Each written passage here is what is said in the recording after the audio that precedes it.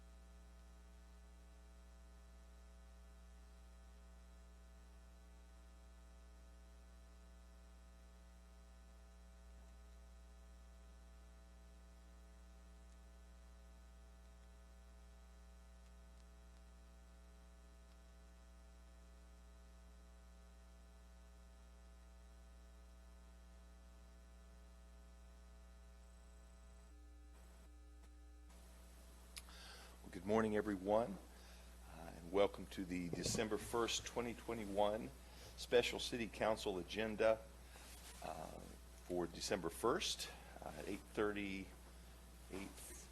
8:38 a.m. We do have a quorum, so at this time, Margaret, could I get a roll call, please? Councilmember Mendoza?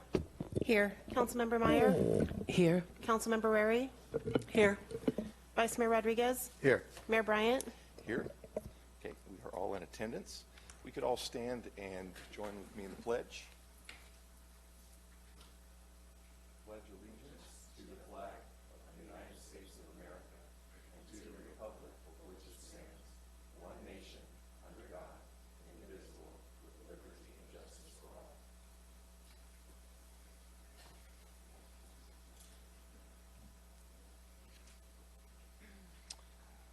Well, welcome everyone. It's good to see everyone that we have here in the chambers, as well as those that are joining us on Zoom. This is going to be a long day and a productive one, so we're going to go ahead and get started, and I'm going to turn it to our city manager to give a workshop overview right now. Tim? And Margaret, if I could borrow the screen.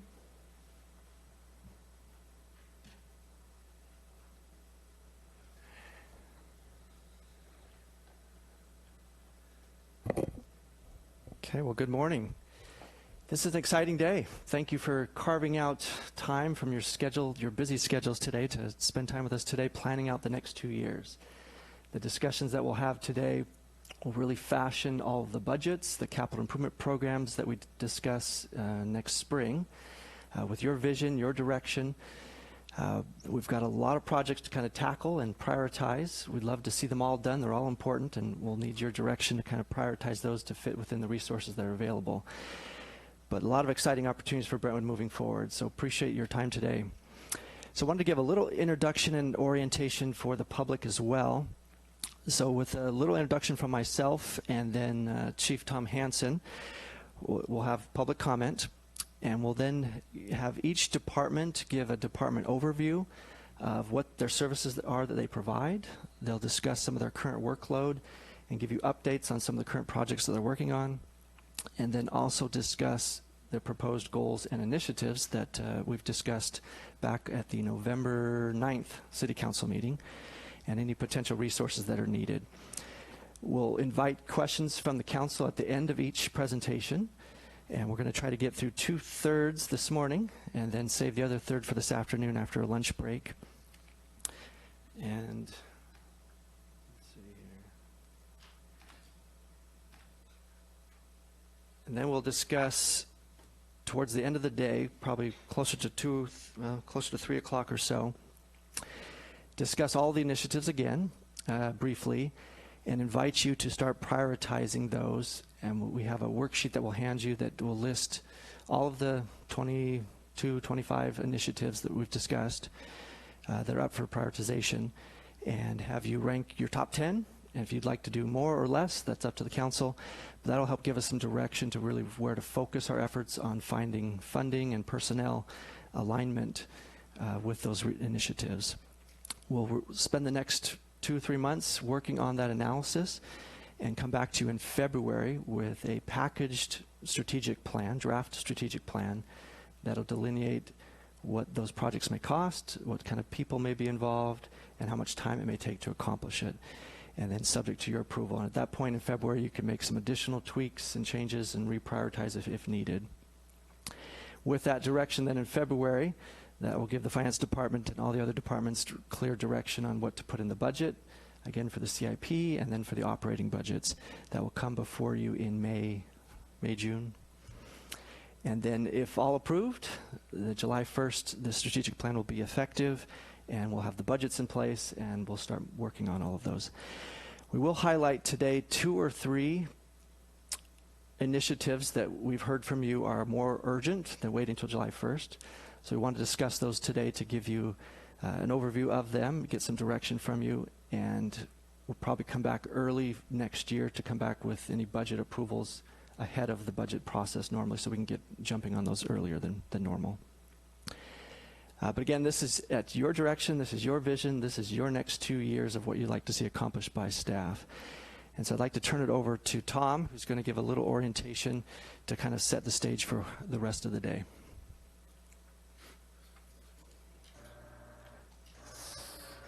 Thank you, Tim. Well, good morning, Mayor and members of council and our Zooming public and my wonderful coworkers. Hey, today's an exciting day for the city of Brentwood. This will be my third strategic initiative I've worked on. And working with all of you over the past year, I know how important it is to improve the quality of life for our awesome public of Brentwood.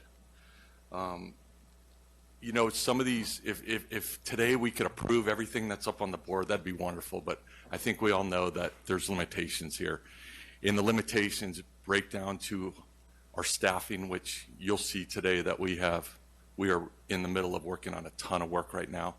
Obviously, financing, you know, Carrie will tell you what our financial capacities are, and then our time to get these approved. We want to set ourselves up for success on these initiatives, because today, when you guys prioritize this and you make your decisions, they're going to have real impacts on our community, real life impacts. And I know you have seen over the last 3 weeks some of the excitement from our members of our public that have emailed in about some of these initiatives today.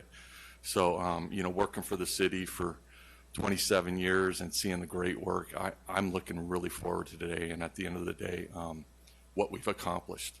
With that being said, we have a lot of work to do today. In no way will we ever try to strive your conversations or your questions at all. I just used a word. I don't even think that was the right word. But we want you to talk through these, but we really want to stay super focused today, because you will see the work that we have. So in no way being disrespectful, we'll all try to kind of keep us on task, and I think you'll appreciate that at the end of the day. However, today's so important and very important on these issues that if we don't finish today, then let's schedule a meeting in the near future to finish up. So I don't want you to feel, we don't want you to feel rushed at the end of the day. We want you to feel like we really put the work in today, and that we've really done the work for the citizens, because at the end of the day, today is about the citizens of Brentwood and the people that visit our fine community. The last thing I want to say is some of these initiatives we've heard from you over the last year, and we know that they are near and dear to your heart. Not only your heart, but thousands of people out in our community that they're near and dear to them too. So today, I think you all know, I've never worked for a council that has worked so hard for the community. At the end of the day, you guys are working for our community and making the decisions that they voted you in for. So from me and I know from members of the staff of Brentwood, thank you so much for the time that you guys put in. I know some of you were up last night till all hours of the night doing research and getting ready for today. So thank you, thank you, thank you. And if there's anything we can do, if you need a break, today's a workshop. We try to make it a little less formal. So today is a workshop. It's a little less formal than our Tuesday night city council meetings. So please, if you need a break or you need to get up and do whatever, please don't hesitate to ask Tim to take a break. And if there's anything we can do, the staff members out here, please don't hesitate. So thank you so much, council. Thank you, Tom. Appreciate it. So these are the focus areas that we'll discuss today, not in this order. We worked through this in a dry run on Monday and then partly yesterday as well, just to make sure it was going to be working as well as possible. So we switched up the order a little bit, even from the agenda that we have. But we'll primarily focus on police services first, and then economic development. And then we'll take a break. And then public works and community development. And then by then it should be close to noon and can take a 30-minute break or so. We've got lunch provided as well. Once we return, then we've got parks and recreation that we've decided to switch first, and then have fiscal analysis and the prioritization follow that. And that should take us to about 3 o'clock. And again, as Tom alluded to, if we need more time, we can certainly schedule another date to get through this. There's a lot to cover. Before we get started, I know you said we can have more time, but a half an hour for us to discuss the prioritization is kind of not a whole lot of time. 3:15 to 4:45, Oh, and we can 4:40, certainly take more I'm time sorry. if needed. Yeah, Sorry, that's all right. I was looking at that wrong. And there was some discussion on November 9th, how did we come up with some of these initiatives, what qualifies it as an initiative? And as I alluded to then, it's really, there's no clear definition. Over the years, there's been different ways of considering what initiatives are, but we discussed a couple different concepts that hopefully have your consideration as well. But anything that feels innovative and will enhance the quality of life for residents and is a major project feels like an initiative. If it's exciting, efficient, and effective, if it improves operations in some way, if it adds more value to the residents, if it has an identifiable accomplishment, a milestone, if there's a certain project that's going to take years, maybe that can be characterized in phases, or maybe that can be characterized in another way through the operating budget. And if it provides a significant return on investment for the community. There are a couple initiatives that may not feel like they qualify in the same way, but they're a significant workload, they cost a lot of money, they're going to consume a lot of time, so we wanted to reflect them. And there are some other ones that are pretty short and simple, but again, are critical to accomplishing the vision that you have for the city. So hopefully this helps guide a little bit. If we come to a determination later today that, hey, these just really don't seem to qualify, then we'll pull them out and work them through the operating budget, and that's fine. It's really, how do we want to display this to the public as part of a strategic plan? There's certainly a whole lot of other work that occurs outside the strategic plan as well. But again, this is your strategic plan. So hopefully that's helpful. And with that, we will turn it back over to you, Mayor, to then conduct the public comment period. Thank you. At this time, we will open public comments, and I'll turn it to you, Margaret.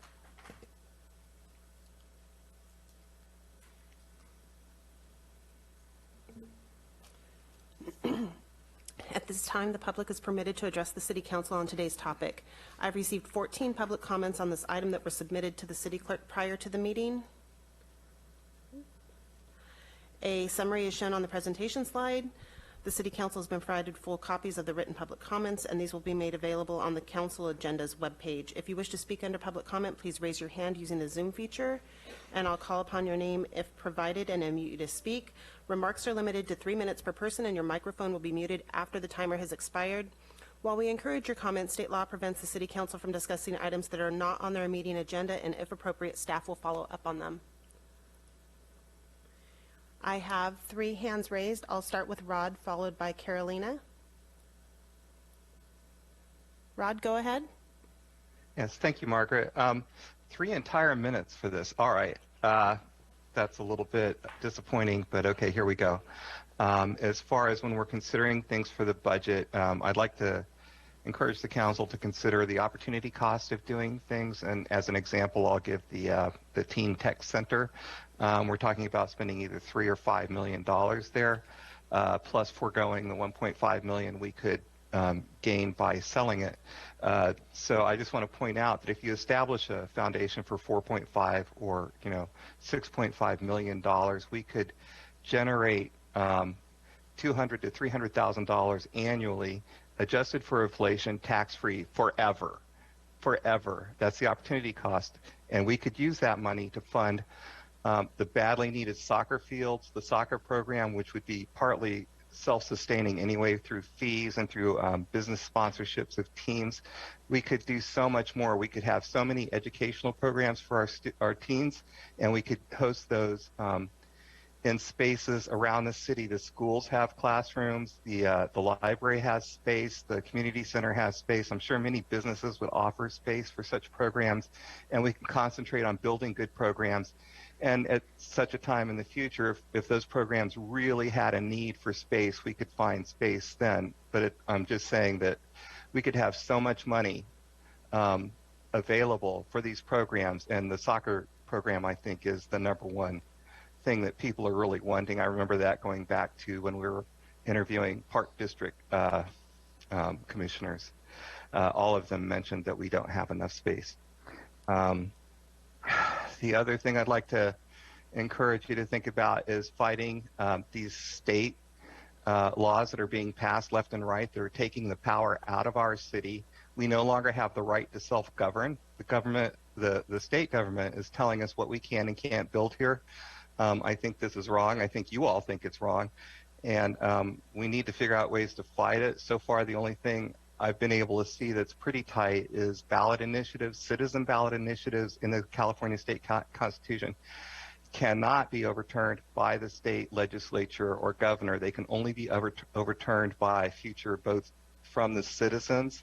I know that there's a statewide ballot initiative that's trying to get on the ballot this year. I think the city could do the same. I think cities all around the state should be doing this. We could pass ballot initiatives. We could get our citizens to establish things that the state says we can't establish, but we could through citizen ballots, and they would not be overturnable. I disagree with the city attorney when he says the California state constitution does not apply to the city. It does apply to the city. The city is defined in the state code, and it is a creature of the California state government and is therefore subject to the Constitution. Thank you so much. Thank you. The next speaker. Mr. Mayor, we've only got 4 people up there. Would it, I mean, this is a very long day of planning and lots of things that are on our agenda. Would it behoove us to allow the speakers to have 5 minutes?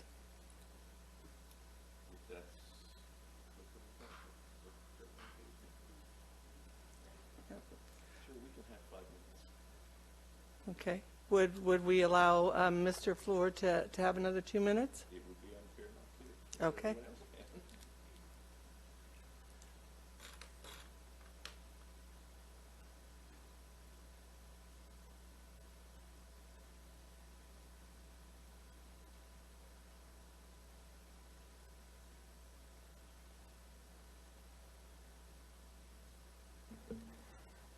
Mr. Floor, would you like an additional 2 minutes to speak? Thank you. I'll be brief. I really just wanted to talk on those 2 things because that's what I prepared for, because I had 2 minutes. I would have enjoyed the opportunity to speak a little bit slower. But that is my point, that we should be looking at opportunity costs. We should balance everything, not just against the cost, but of what we could use the money for other things. And in the case of soccer, I really think that that's kind of a super important thing in the city, just because it's gone so long. And it's time to get Sand Creek up and running. We need those fields. I think we have the money to do it. I think that the youth center is a huge cash sink. We're spending money just to bring that building up to code and to install a gymnasium in a building that was never meant to support a thing like a gymnasium. When we have gymnasiums all over the city at the schools, we should be looking at the most creative ways to accomplish this program, because we're not going to have developer fees forever. We need something self-sustaining. I think a foundation is certainly one way we could do it. Maybe not a charitable foundation, but a foundation in the city, or a set aside an account similar maybe to the rainy day fund. Whatever, you can easily get a 5% yield on an investment in good years, and we can adjust that for inflation year after year, and it would just fund forever. So I really would like to see that considered, and I'll give back the balance of my time. Thank you so much for doing this.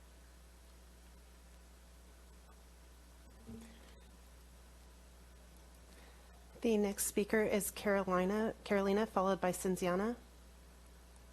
Carolina, go ahead. Hi, good morning, City Council. I am calling you all from Kings Park. I'm actually in the big dog enclosure because my little dog thinks she's a big dog. Anyways, the reason for my call is twofold. I agree with what Rod Flores said. Opportunity cost is very important. Also, one of the things that we always used to look at is break-even point. At what point is the project going to be generating funds for the city, with the understanding that some projects will never generate any funds for the city. They're just a necessary project to have for the well-being of the citizens of Brentwood. But again, I think that's very important to kind of, it's not a business, but it kind of is a business. So take a look at each project from the lens of what it is, what it costs, like Rod said, what does it take away from? Because if you do one, you don't do another. Is there a different way to do the project? And also, is this project going to generate funds? And at what point would the project break even? My second point, two more points. One is, when are we going to discuss, at what point during the day, because I can't be on here from 8 to 5, but at what point are we going to discuss the youth center? If I could get a time frame so I could jump back on, that would be lovely. And then my third point, I did say I was calling from Kings Park. I talked to the people that were working on the pipe project outside Kings Park, which caused the water fountains to be turned off. It's been 2 weeks since the project was finished. The water fountains are still not turned on. And now we have a situation at Kings Park where there's like 5 large holes because the grass is gone in the front part of the grassy area. And this is now a hazard, not only to the dogs, but to humans. If you're going after your dog and you don't see the holes, you could easily truly damage a foot falling into a hole. So I was wondering when the park is going to be reseeded or maintenanced. There's also lots of berries on the ground, which are not healthy for the dogs to consume. I'm here every day, Monday through Sunday, because I have a puppy. And I haven't seen any maintenance people come by to pick up leaves or berries or anything like that. I know maintenance people come by to empty out the trash because that's feces and that's very toxic, but the rest of the park is looking a little rough. Yeah, if I could, you could let me know when we're talking about the youth center, that would be great. Thank you.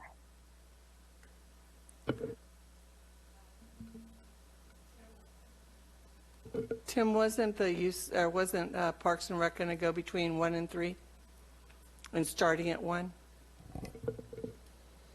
Yes, if everything stays on schedule, but it looks like we could finish approximately that time, yeah. Okay, so 1 o'clock is a good time to jump back on. The next speaker is Cinziana, followed by Jonathan Dorr. Cinziana, go ahead. Hi, good morning. Thank you for allowing me to speak.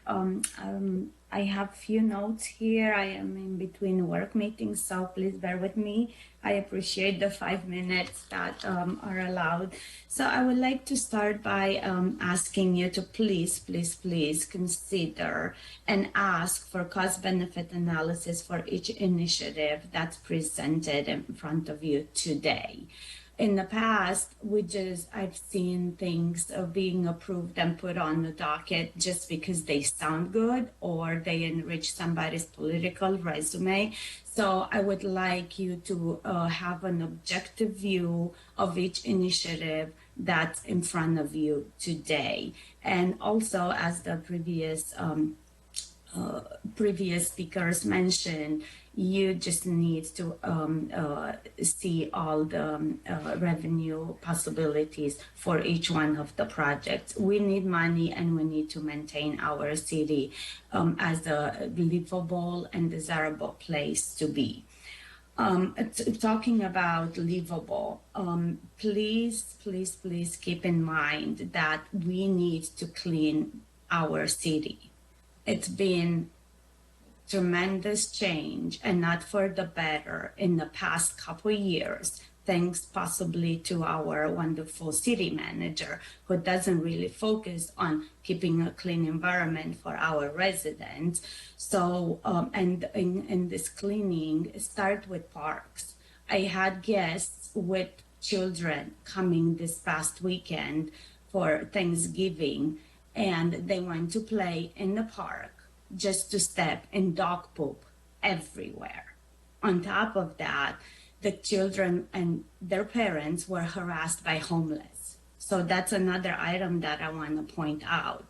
Plan to put something on this as part of these initiatives to help get the homeless issue under control. I'm not expecting, again, our city manager to really be thoughtful about that because that's why he's been fired from Antigua. So it's up to you to actually put something very solid on this strategic plan to get the homeless issue under control in Brentwood.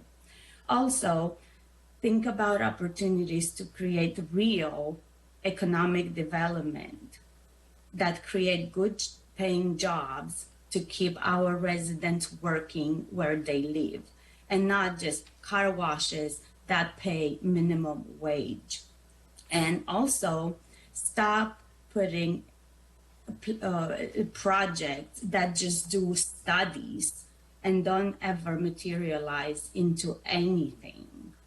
And it just drains money out of our budget because it sounds good for someone. And a clear example is the Brentwood Boulevard plan. I'm not really sure where that's going because at this point, it's just not a realistic plan. It's nothing that will actually enrich that area, and it's not something that will create real economic opportunities. Also, when we talk about the youth center, keep in mind that if you pursue what's presented today by the architect that was hired to provide a feasibility plan for this, keep in mind that in Las Vegas, hotels are being demolished and not refurbished for a reason. It only makes financial sense to do something new and solid for our youth. It's not feasible and it's not a right for our youth to be in that raggedy building that's really a tear down building. Also, as everyone else before me mentioned, put on the plan an initiative to maintain local control at all costs. We need to make our decision locally and in the best interest of our residents. Thank you. Thank you. The next speaker is Jonathan Dorr, followed by Marisol.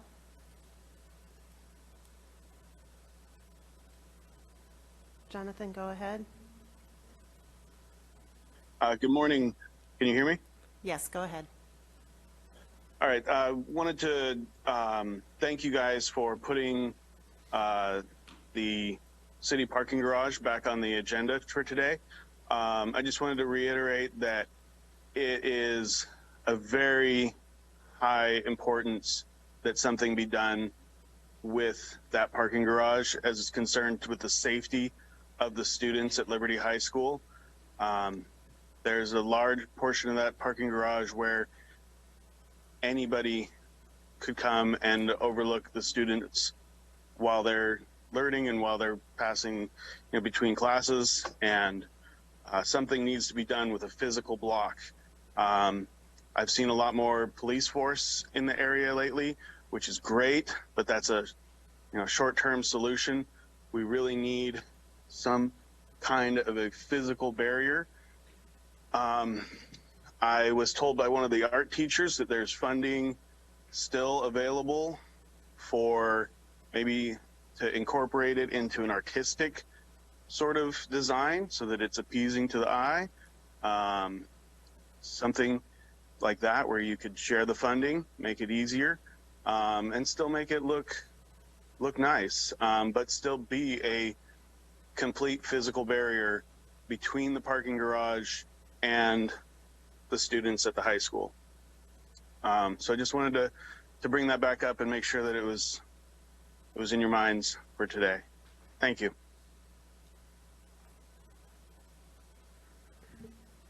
Thank you. The final speaker I have with the hand raised is Marisol. Thank you so much. Good morning. Thank you to everyone for being here today. I know it will be a long day for you all. But really quickly, I just wanted to reiterate some of things that I mentioned in the email. But I do think that a youth center would be fabulous, having a location for our youth. However, I don't think that we should put them at the previous Los Medanos building because of its location, because of the wear and tear on the building. It's just not appropriate. If we're talking about making the city better, let's make sure to do a real youth center that can accommodate and be in a wonderful location not next to alcohol, smoking, anything, the amount of homeless people. So just to think about that. The other item is the Sand Creek Sports Park, I think really needs to be brought up and moved forward today. And I know it will take phases, but think about how you can make that happen. The turf, this wouldn't just be a seasonal park. It could really be used year round as opposed to Sunset where it has to shut down during the rainy seasons. The location is fabulous. It won't just deal with soccer, but you're talking about baseball and many other sports that could use that center for sports year round. And the amount of money also that would feed into the streets of Brentwood and to the Rayleigh Shopping Center, we have to think about that too. I think I've heard on so many calls, what can we do to help the streets? What can we do to motivate business? Well, this is a great way to motivate business. If Impact is saying that they had to turn away so many visitors into our town, what could they do with the additional fields and maybe 2 tournaments a year that could affect the businesses in this area? So that's just something to think about. It's not just about the youth, but it's also about the businesses nearby that would profit from the sports center as well. So thank you. Have a great day. Hope you get some rest. Bye-bye. I have no additional speakers with their hands raised. Thank you. And thank you to all the callers for joining us early this morning. At this time, then, we will turn it to our city manager to help us facilitate the workshop today. And we're going to roll up our sleeves and get to work. Can I just say something really quick? I know today's not a normal kind of a city council meeting, right? And I understand that we take public comments and things like that, but it's really hard for me to, start a wonderful workshop, right? And stay focused and be positive when we have residents that are attacking staff or council members right before the workshop. I mean, I think there's a time and a place for everything. I understand that council meetings open, things are to the public, that people could say whatever they want. But I think when it comes to a workshop and we're trying to come in here with some positive energy and trying to move forward and do good things for the residents of Brentwood, but also it'd be very sad if one of our staff out here, they're about to do a presentation on a certain topic or a certain department and they're being attacked right before that and having to come up and actually do a presentation. I think it's just, to me, it's very untasteful and so disrespectful that I don't know. I don't know how that's done. I don't know if it's something that's, obviously we can't screen. I know there's public comments is very important. I think that everybody, what they said is important. But I think when you're starting to attack staff before a workshop, not a council meeting, before a workshop, is something, like I said, I don't know how that works, but it's very untasteful when we're trying to come here with a very positive attitude to do what's right for Brentwood. And I think everybody's intentions in here are to do that. I don't think anybody here is being malicious about anything. So I just wanted to say that because, I mean, this is not a council meeting. This is a workshop. I hope to come here with energy and positive energy and hopefully hear and be able to move forward for all of our residents in Brentwood. So I just wanted to say that because it's so untasteful and so unprofessional that it's really sad that we have to start a workshop that way. I disagree with that, but the other thing is I didn't take anybody as attacking anybody. If they don't want something, that's one thing, but I didn't take, there wasn't a single comment that was made that I felt was attacking staff. And the other thing is, I mean, we are the public sector. That's what's expected. And I think we all know what we signed up for, whether you're taking a job or whether you ran for office. It's like we got to have thick skin. And I mean, if you can't, then I mean, I don't know what to say, but it happens to all of us, and we just need to be able to take it. It's part of the job, and it's in every single government entity. It's not just here. I don't think you need to take it personal, because it looks really personal.